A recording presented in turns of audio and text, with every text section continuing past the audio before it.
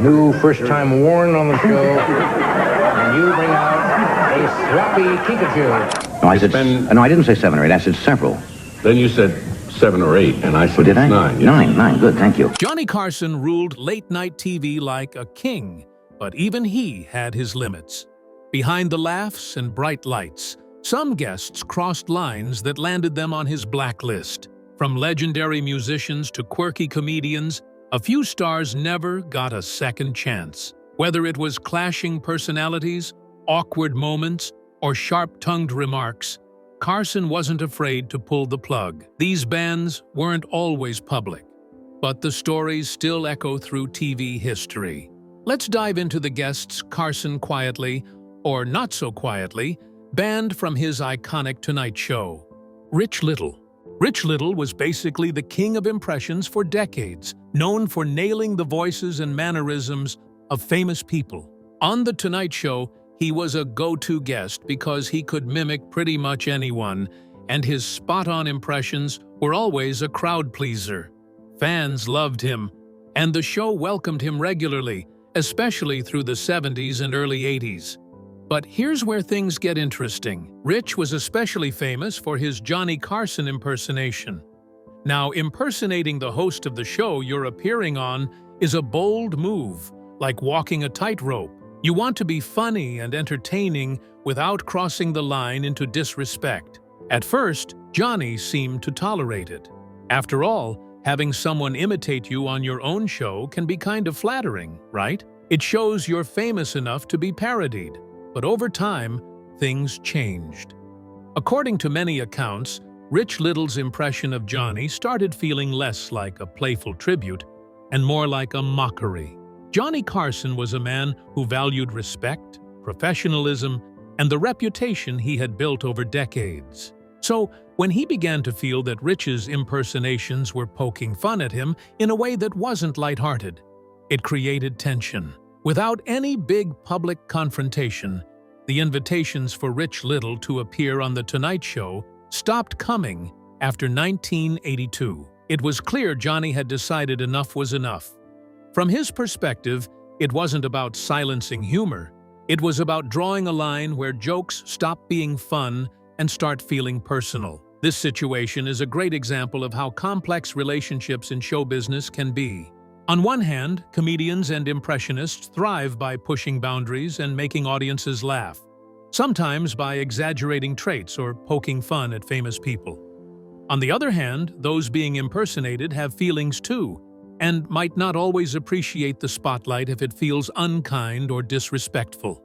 Rich Little's story reminds us that even the most talented performers have to navigate tricky social dynamics, especially when their act involves portraying real people who are powerful or beloved. Johnny Carson was a giant in late-night TV, and his response showed that while he had a sense of humor, he also wanted to protect his image and the tone of his show.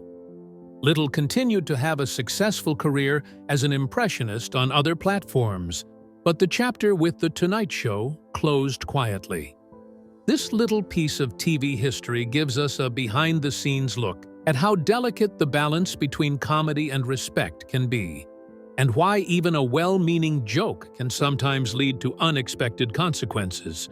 What do you think? Have you ever seen an impression that was funny, but maybe went a little too far? Perhaps the next guest committed the same TV crime. Joan Rivers. Joan Rivers and Johnny Carson shared a unique and complex relationship that played out in the golden age of late-night television.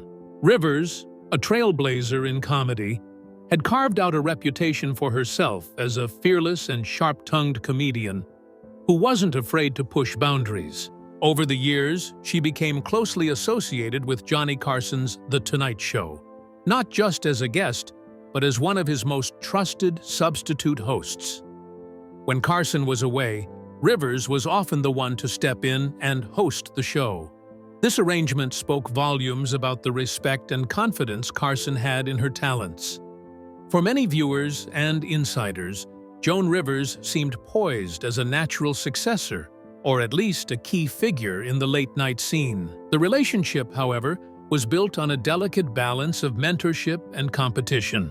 Carson was a towering figure in television, synonymous with late-night entertainment.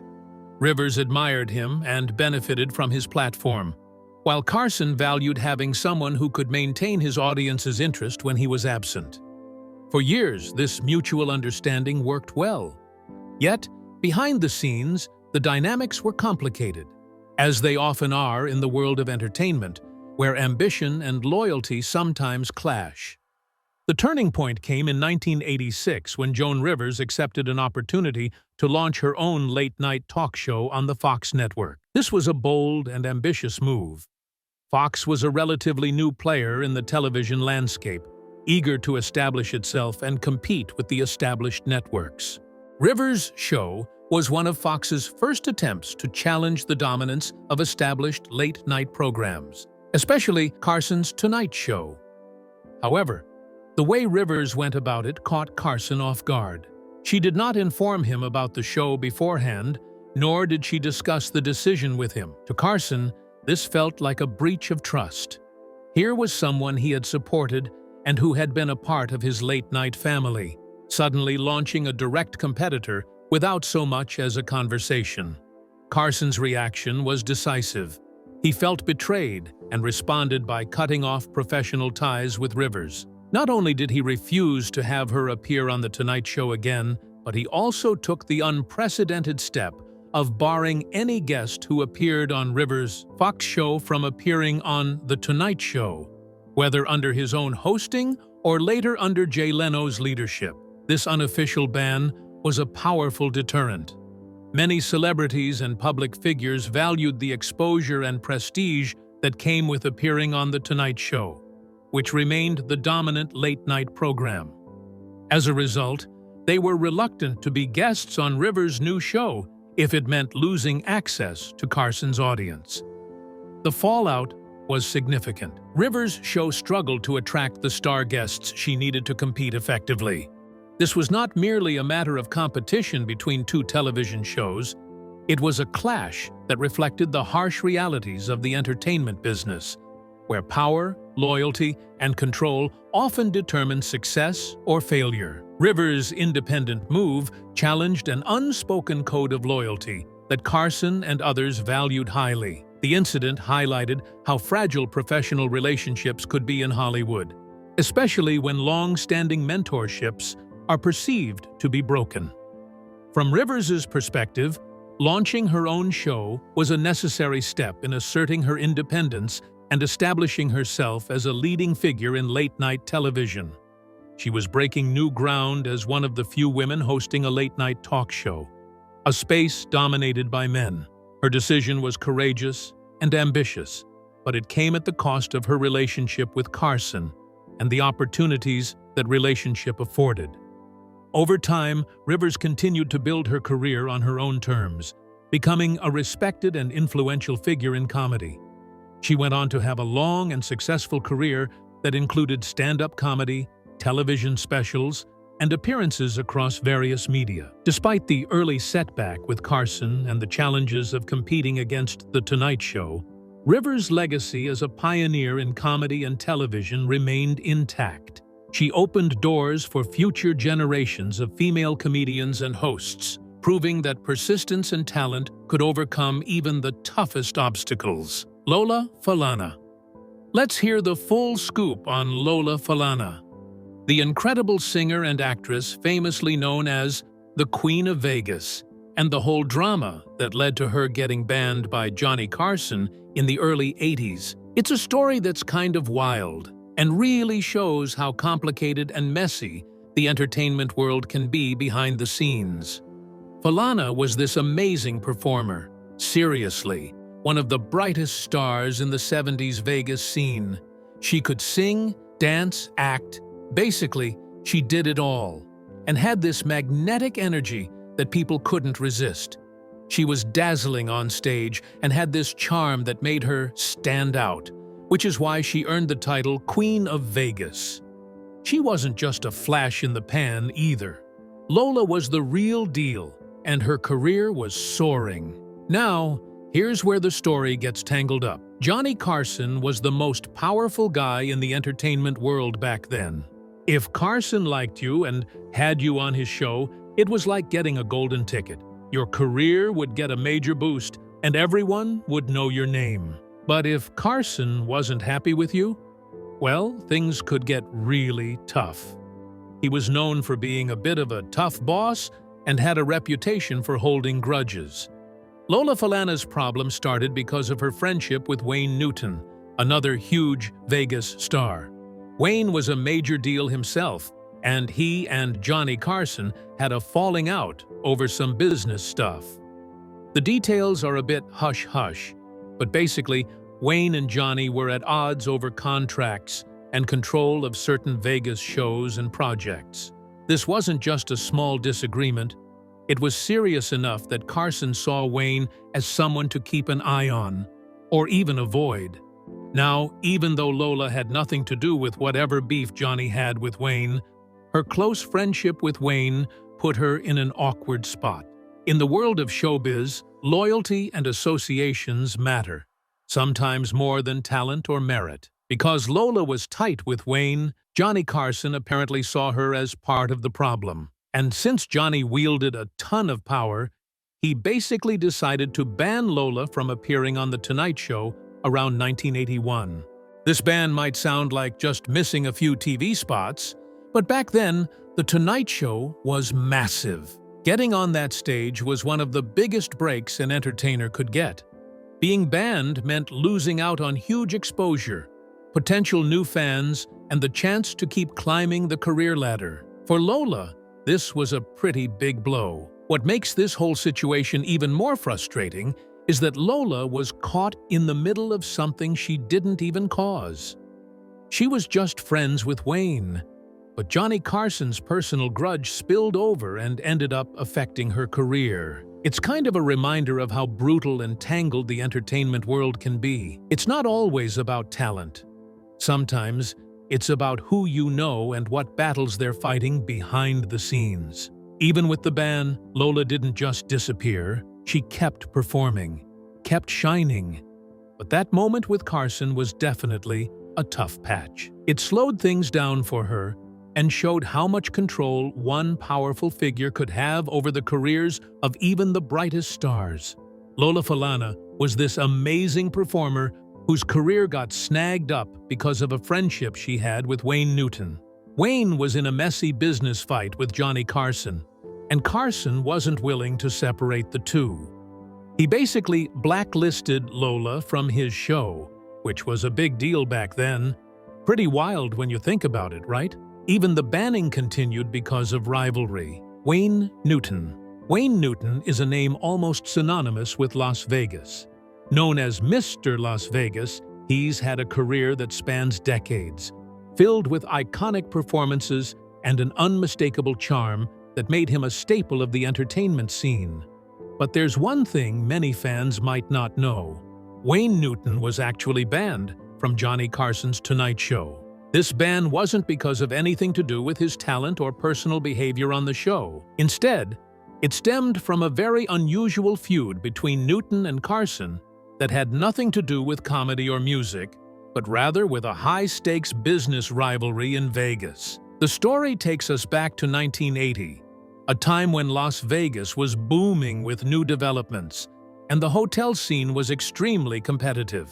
Both Johnny Carson and Wayne Newton were not just entertainers, but savvy businessmen. Carson had a stake in the Riviera Hotel, a popular spot on the Strip, and he wasn't shy about wanting to expand or maintain his influence in the area. Enter Wayne Newton. He decided to outbid Johnny Carson on a different Vegas hotel. This move was seen by Carson as a direct challenge, or even a personal slight. It wasn't just about the business.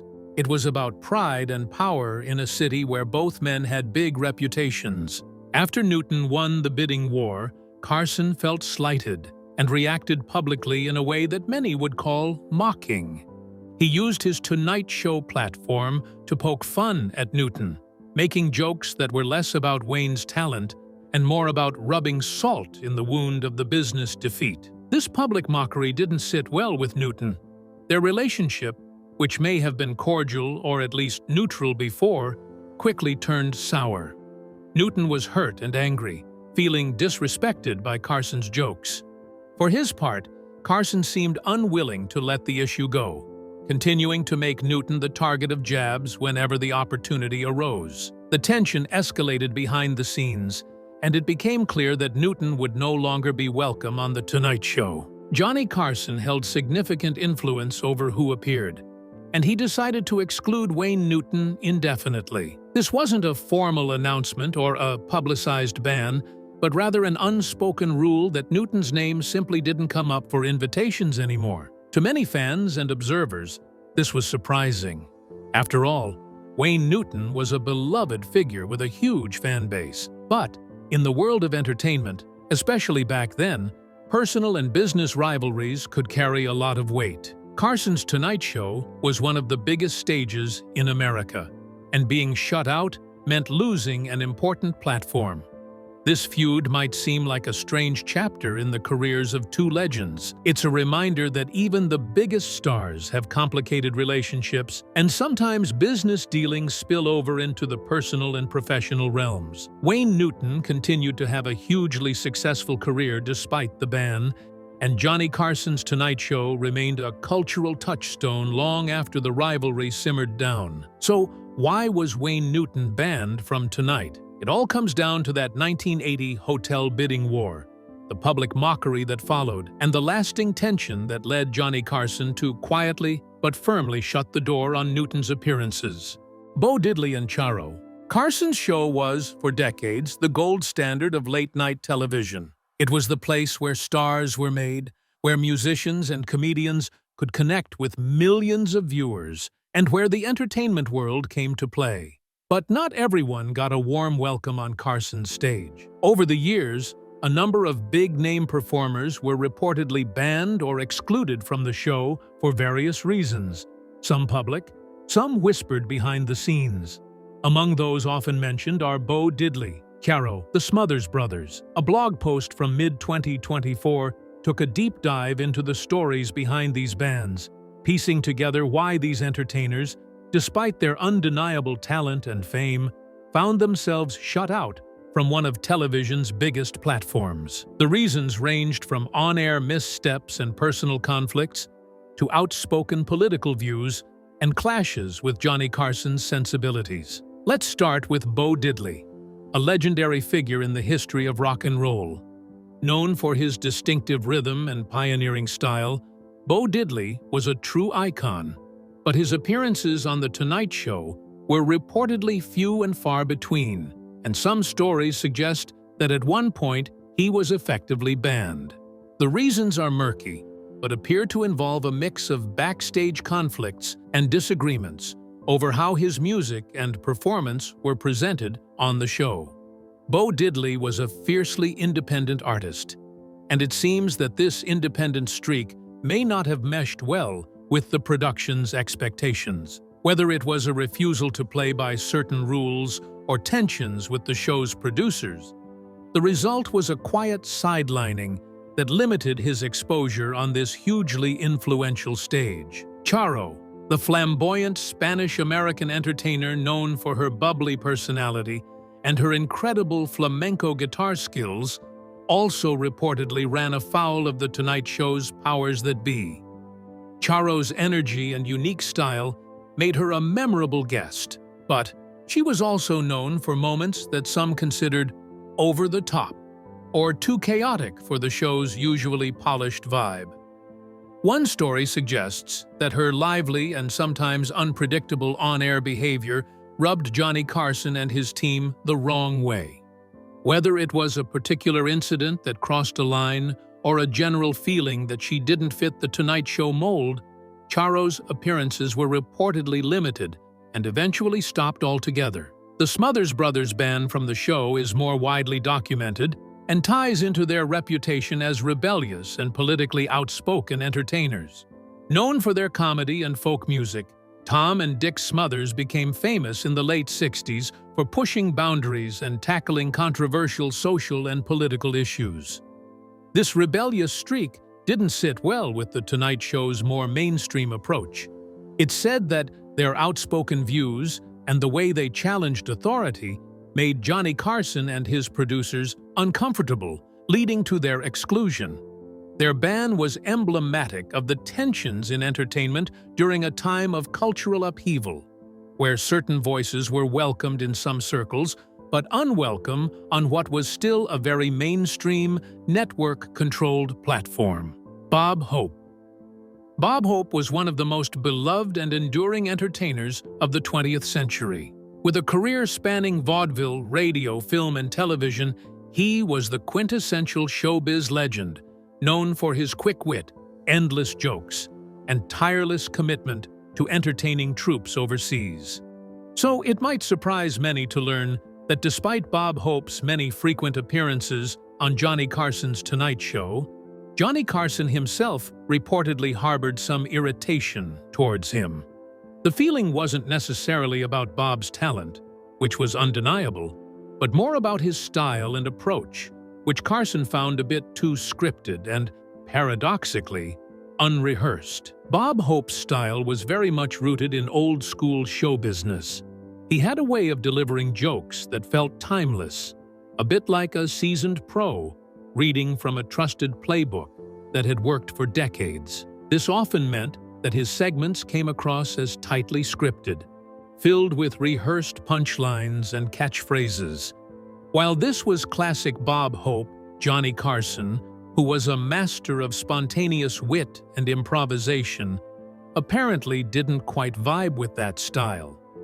Carson thrived on live moments, the unpredictable banter, and the kind of off-the-cuff comedy that made every Tonight Show episode feel fresh and unique. Behind the scenes, this difference in comedic philosophy reportedly caused some friction. Johnny Carson was known for being a perfectionist and a subtle but sharp judge of comedic timing and authenticity. Bob Hope's reliance on rehearsed jokes might have felt to Carson like it lacked that spark of spontaneity that he prized so highly. Even more, Bob Hope's act, though polished, sometimes seemed out of step with the evolving tastes of late-night audiences in the 70s and 80s, who were looking for more relaxed, conversational humor rather than the vaudeville-style routines Hope often brought. What adds an interesting twist to this story is that despite this irritation, Bob Hope was still invited back frequently. There's a kind of respect and affection underneath it all. Hope was an icon, and his appearances were guaranteed ratings boosters. But the dynamic reportedly made Johnny Carson a little guarded, and sometimes even subtly critical in private conversations. This wasn't a public feud or a dramatic ban, but rather a kind of quiet, ongoing backstage tension. A classic case of two different generations of comedy stars navigating the same space, each with their own expectations and standards. Moreover, Bob Hope was known for his incredible professionalism. Unlike some guests who might show up late or be difficult, Hope was reliable and prepared, which was surely appreciated. But from Carson's perspective, the trade-off was a lack of the kind of natural, unpredictable energy that made The Tonight Show special. There's even some anecdotal evidence that Carson found Hope's material somewhat formulaic, and that he wished Hope would loosen up and be a little less rehearsed. It's a fascinating dynamic when you think about it. The younger host, a wizard of improvisation, quietly wrestling with the presence of a legendary but more rigid comedic style. This story reflects the bigger shifts happening in television comedy at the time. The Tonight Show, under Carson, was redefining what late-night talk could be. More conversational, more spontaneous, and often more irreverent. Meanwhile, Bob Hope's approach was steeped in the traditions of an earlier era, with a tighter script and a more formal performance style. The contrast between them wasn't just about personalities.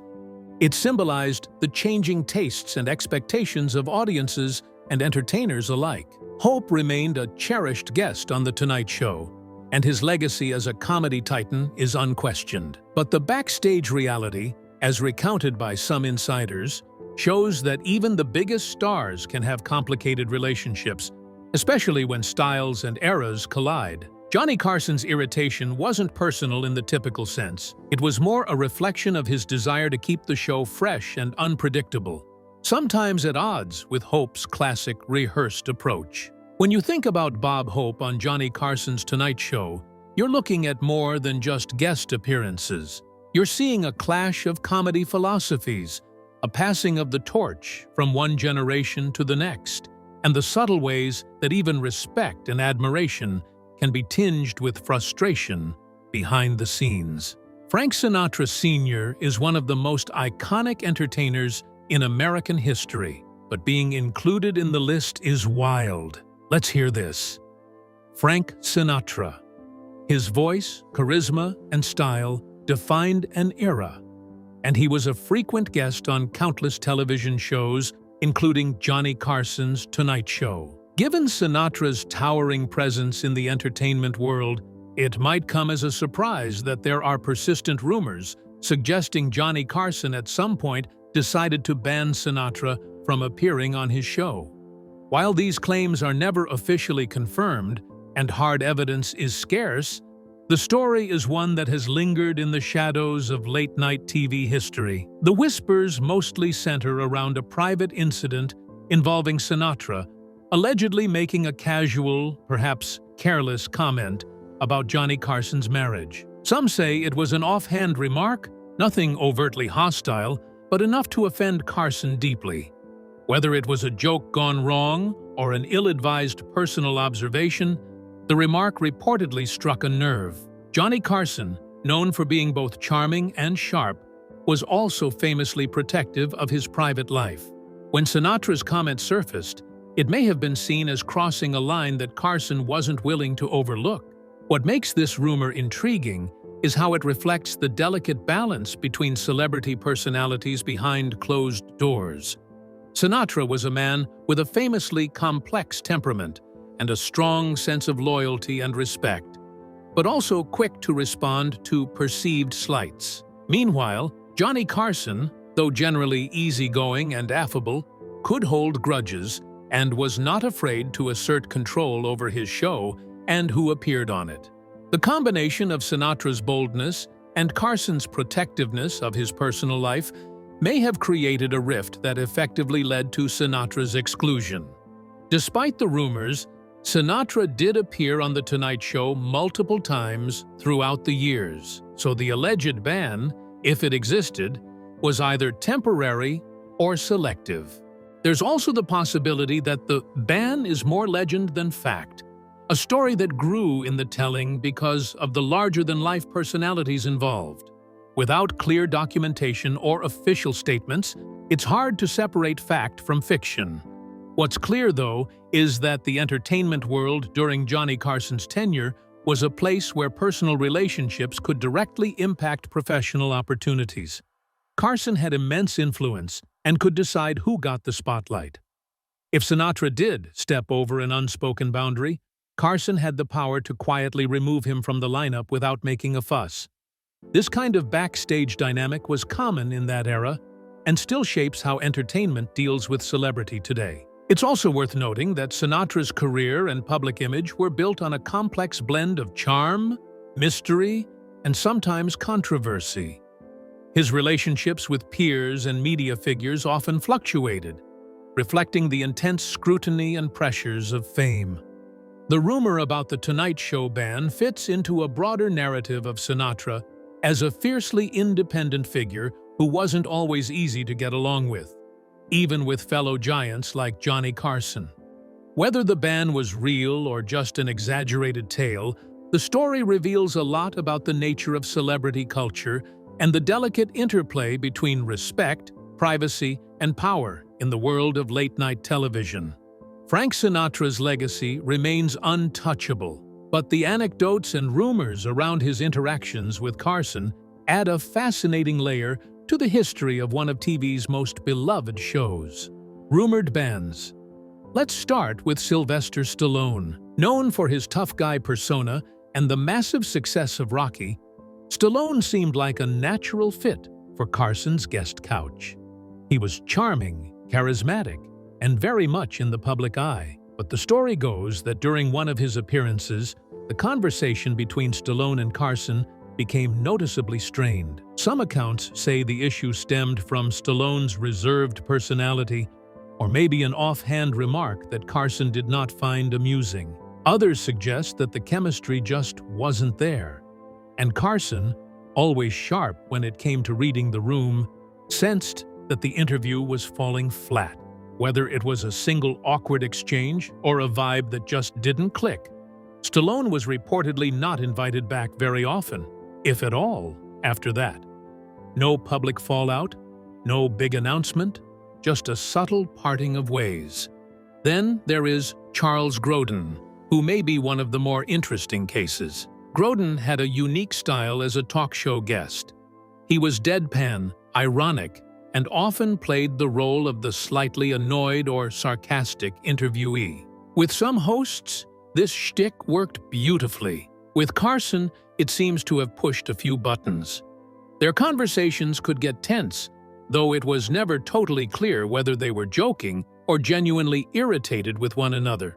In fact, Grodin once admitted that he enjoyed making talk show hosts uncomfortable, treating the interview more like performance art than casual conversation. That sort of unpredictability made him a memorable guest. But Carson, who preferred a smoother and more controlled atmosphere, may have found it more frustrating than entertaining. Whether it was a true ban or just mutual disinterest, Grodin eventually stopped showing up, leaving fans to wonder if the whole act went just a little too far. Surprising, isn't it? Subscribe for more as interesting stories in the channel.